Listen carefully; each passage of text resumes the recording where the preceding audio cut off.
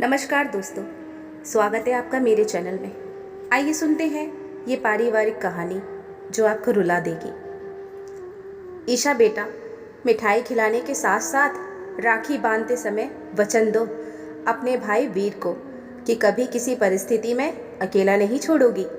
राखी सिर्फ बांधने का नाम नहीं, निभाने का भी वचन है। ये सब बातें बोलते हुए ईशा की मम्मी प्रिया की आंखें नम और आवाज़ बोझिल हो रही थी। मम्मी, आप भी ना पुराने ख्याल रखती हैं। ये सब कहने से क्या फ़र्क पड़ता है? भाई तो मेरा है और रहेगा ही, प्रिया ने थोड़ा झुंझलाते हुए कहा। जब बोला है ना तो कुछ सोच के बोला है, कभी मान भी लिया करो। मम्मी के आदेश का पालन करने के लिए सोचते हुए मुस्कुराकर जैसे ही ईशा पीछे मुड़ी तो देखा मम्मी नहीं थी। तेज कदमों से चलते हुए वो घर के कमरों में झांक कर देखने लगी और उसके पीछे पीछे वीर भी था। आखिर मिल ही गई मम्मी। प्रिया पूजा घर में मंदिर के पास चुपचाप बैठी थी। वीर ने खूब तेजी से मम्मी को अपने आगोश में भर लिया। ईशा खड़े होकर मम्मी की आंखों को पढ़ना चाह रही थी।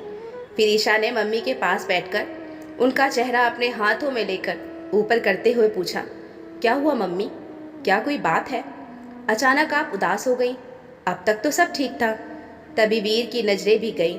अब दोनों भाई बहनों ने जोर लगाकर पूछना शुरू कर दिया। प्रिया सवालों से बचने के लिए उठकर रसोई में गई और गैस जलाकर पूरियां तलने के लिए कढ़ाई चढ़ा दी। ईशा ने वीर को आंखों से इशारा करके ड्राइंग रूम में भेज दिया और खुद मम्मी के गले में बाहें डालकर पूछने लगी, बताइए ना मम्मी, क्या हुआ? अब प्रिया खींचती रही थी, लगातार एक ही सवाल से। थाली में अपने और भाई के लिए ईशा ने पूरी, छोले, सब्जी और खीर परोस लिया। खाकर दोनों भाई बहन का मन गदगद हो गया। क्या स्वाद है मम्मी आपके हाथों में। अब मैं निकलती हूँ ऑफिस के लिए, आज मीटिंग के लिए लेट नहीं होना चाहती। ये बोलते हुए ईशा माँ की ओर देख मुस्कुराने लगी, लेकिन प्रिया अभी भी अपने काम में व्यस्त थी। वीर अपनी कोचिंग के लिए निकल गया। ईशा ने जल्दी से मम्मी के पैर छुए और निकल गई ऑफिस के लिए। तब तक प्रिया की काम वाली आ चुकी थी। प्रिया ने घर के सारे काम करवा लिए और बाई को भेजकर नहाकर जैसे ही नाश्ता निकाला खुद के लिए, उसकी आंखों के कोर आंसुओं से भीगते जा रहे थे। पूरा खाना अभी खत्म भी नहीं हुआ था। धीरे धीरे पुरानी यादों के आगोश में प्रिया खोने लगी। प्रिया, आंचल और निशांत, तीनों भाई बहन एक साथ पले बड़े। बहुत प्यार था आपस में। सब एक दूसरे के लिए जान छिड़कते थे। प्रिया और आंचल दोनों बहनों की शादी एक संपन्न परिवार में हुई। आंचल की शादी अलग शहर में हुई थी। किसी खास अवसर पर ही उसका मायके आना जाना होता था। दोनों बहनें बहुत प्यार से इकलौते छोटे भाई निशांत को राखी बांधती थी। बहनों की शादी के बाद भाई बिल्कुल अकेला पड़ गया। पढ़ने में बहुत अच्छा नहीं था निशांत। मम्मी हर दिन शिकायत करती, परेशान कर रखा है, जाने इसकी ज़िंदगी में क्या लिखा है, हमारे जाने के बाद क्या होगा इसका। आंचल को सुनकर दुख हुआ तो उसने भाई को अपने पास बुलाकर रख लिया और इंजीनियरिंग में दाखिला दिलवाया। करीब 2 साल वो आंचल दीदी के पास रहा। प्रिया भी अपनी मम्मी के साथ वहीं जाकर राखी बांध देती। बचपन से माँ सामने बैठकर देखती और कहती रहती थी, सब भाई बहन आपस में प्रण लो, एक दूसरे का साथ कठिन परिस्थितियों में भी निभाओगे। प्रिया, आंचल दोनों मुस्कुरा कर रह जाती, पर राखी बांधने के बाद प्रिया जरूर बोलती माँ से, निभाना होता है माँ, बोलना नहीं होता। एक दिन आंचल के ससुर की तबीयत बिगड़ी तो आंचल के पास सास ससुर रहने आ गए। अब धीरे धीरे उसके लिए मुश्किल हो रहा था भाई को रखना। उसने प्रिया से चर्चा की इस विषय पर और बहुत सोच समझ के प्रिया ने कहा, मुझे रखकर क्या मिलेगा, कोई फ़ायदा तो है नहीं। आंचल ने चौंकते हुए कहा, कैसी बात कर रही हो दीदी, हर कुछ फ़ायदे के लिए तो नहीं किया जाता। और मम्मी उसके खर्चे उठाती तो है ही, अगर कुछ ज़रूरत हो तो मम्मी से बोलोगी तो वो भी करेंगी। बात आंचल ने साधारण रूप से कही, लेकिन प्रिया ने अपने नज़रिए से समझा और रखने का फैसला किया। कॉलेज यहाँ से काफ़ी पास था, कुल 4 साल पूरे हो गए थे, लेकिन निशांत का कहीं जॉब नहीं लगा था। उम्मीद करते करते एक दिन हार मानकर निशांत ने शिक्षक परीक्षा के लिए दीदी के शहर में ही आवेदन दिया और वो पास हो गया। 15 दिन बाद स्कूल में निशांत ने ज्वाइन कर लिया। सब कुछ अच्छा चल रहा था। प्रिया के पति ऑफिस के काम से ज़्यादातर बाहर ही रहते थे। मम्मी की तबीयत अब कुछ महीनों से खराब होने लगी थी। निशांत के लिए साधारण घर की लड़की छवि को देखकर बिना दहेज लिए शादी कर दी गई। ये सोच कर कि बीमार सास की सेवा कर सके। बहुत नम्र स्वभाव था छवि का। पति और सास दोनों की सेवा करती। उस दिन राखी का ही त्योहार था।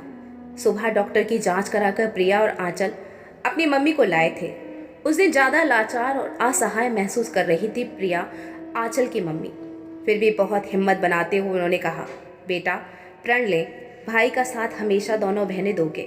प्रिया मुस्कुराई और जाने क्या उसके दिमाग में आया, अपनी भाभी छवि को पूछने लगी, संपत्ति के कागजात किधर हैं? मम्मी के जीवन का कोई भरोसा नहीं है अब। जो भी कागजात छूट रहे हैं या किधर रखे हैं, मम्मी से पूछ लो, क्या पता कब क्या हो जाए। आंचल और निशांत अपनी प्रिया दीदी की मानसिकता को भाप ही नहीं पाए थे और दोनों ने ढूंढकर सारे कागजात ला दिए। निशांत काफ़ी परेशान था माँ के बिगड़ते हालात देखकर। प्रिया ने उसका फ़ायदा उठाया और चालाकी से निशांत से बोली, इसमें माँ के साइन हैं, तुम भी अपना कर दो, आखिर सब कुछ तुम्हारा ही है। भाववेश में आकर निशांत ने साइन कर दिया और जिस घर में वो रह रहा था वो घर प्रिया ने अपने नाम करा लिया। जब कुछ दिन में प्रिया के बदले रुख नजर आने लगे निशांत को, तो उसने पूछा, क्या हुआ दीदी, उखड़ी हुई दिखती हो? प्रिया ने कागज दिखाए। आंचल, निशांत और माँ के होश उड़ गए। प्रिया मुस्कुराते हुए कह रही थी निशांत से, तुम हमेशा बोलते थे ना निशांत, कुछ मांगो दीदी, क्या चाहिए? और मैंने भी बोला था एक दिन खुद ले लूंगी, याद है तुम्हें?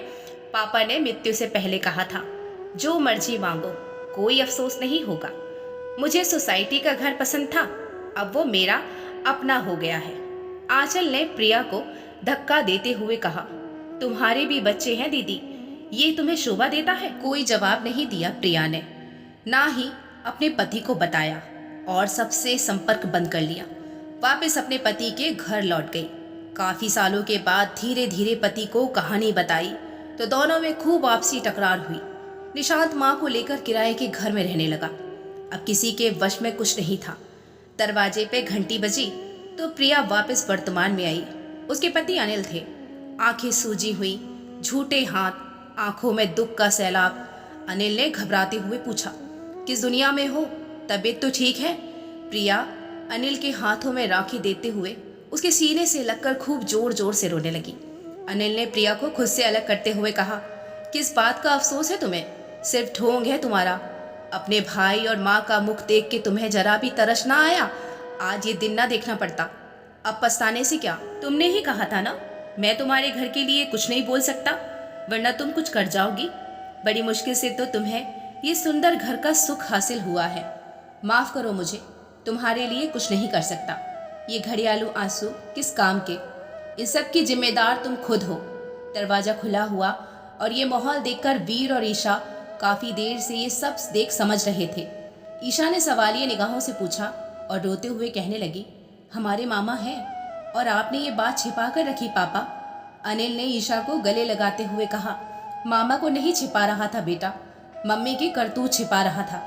प्रिया फिर से आकर अनिल और ईशा को चिपकते देख फिर से चिपक गई। अनिल ने फिर से अलग किया और कहा, तुम बहन के नाम पे कलंक हो। तुम्हारी जैसी बहन भगवान किसी को ना दे। क्या वो वापस कर पाओगे तुम निशांत को, जो तुमने उससे छीना है? झट से चप्पल पहनकर आंसुओं को पोंछते हुए अनिल का हाथ पकड़कर प्रिया ने गाड़ी में बिठाया और बोली, कुछ नहीं चाहिए अनिल, बहुत बड़ी गलती हो गई। अपनों को दुख देकर मैंने अपनी खुशियाँ पाना चाहा, फिर भी खुश नहीं हूँ। ऐसा लगता है हर रोज एक मौत मरती हूँ। मैं लालच में आकर अंधी हो गई थी। अब नहीं, मेरा भाई, मेरे रिश्ते मुझे वापस चाहिए। सबके हाथों में ये डोर देखकर मुझे वो मनहूस दिन बहुत कचोट रहा है। अब और अलग होकर सबसे नहीं रह सकती। अनिल ने गाड़ी तेज चलाई और पहुंचा दिया वीर के घर। छवि ने दरवाज़ा खोला। वहाँ आंचल, उसके बच्चे, माँ, एक सुंदर परिवार देखकर उसके शरीर में जान आ गई और मन शांत हो गया जैसे। पीछे से निशांत भी आया और उसके मुंह से इतनी ही आवाज़ निकली, आप। प्रिया ने उसे अपने सीने से चिपका लिया। और जी भर कर रोली। फिर थोड़ा चुप होकर बोली, आप नहीं दीदी कहो, तुमसे घर तो छीन लिया, पर एक दिन चैन सुकून से नहीं हूँ निशांत, मुझे माफ़ कर दो। अब इसके आगे कुछ बोलने के लायक ही नहीं हूँ मैं। निशांत ने बिना कुछ बोले दोनों बच्चों को अपने गले से लगा लिया। अनिल ने माँ के सामने हाथ जोड़कर कहा, मुझे भी माफ़ करिए, मैं आपका दामाद होकर भी कुछ नहीं कर सका। प्रिया ने माँ की हालत देखी, न जीवित न मृत थी। माँ के पैर छूकर प्रिया बैठी। माँ ने कहा, अब चैन से मर सकती हूँ, इसलिए जी रही हूँ, वरना तुम्हारे पापा को क्या जवाब देती जाकर। छवि ने राखी की थाल सजाकर प्रिया के आगे रख दी। प्रिया ने इशारे से आंचल को बुलाया। आंचल ने कहा, मैं दिन में ही बांध चुकी हूँ। फिर भी जबरदस्ती वीर और ईशा ने मौसी को माँ के साथ बिठाया। माहौल खुशनुमा हो रहा था और फिर से वही पहले जैसा खुशियों भरा रक्षाबंधन। प्रिया माँ की तरफ देखी तो ऐसा लगा माँ फिर से कह रही है, वचन दो, एक दूसरे को किसी परिस्थिति में अकेला नहीं छोड़ोगे। कहानी सुनने के लिए आप सभी का बहुत बहुत धन्यवाद।